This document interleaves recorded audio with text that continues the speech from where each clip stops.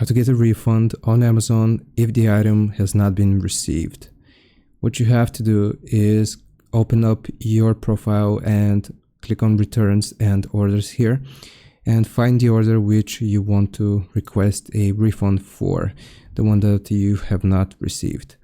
And then what we need to do is click on the order itself, so the three dots here, or view order details, and you will select problem with order and then choose request a refund, and you want to explain that you never received this package. If that's not an option for you, then here you will scroll down and you can see find a missing parcel that shows as delivered and where's my stuff. So we're just gonna click on that option, and here it's gonna tell us that we need to check our orders and look for a notice of attempted delivery. Then you will check the message center and look around the delivery location.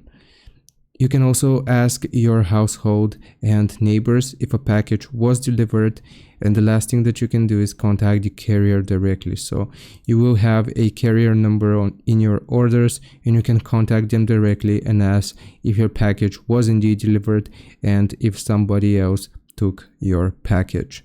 I hope this helps. Leave a like and sub. I'll see you next time.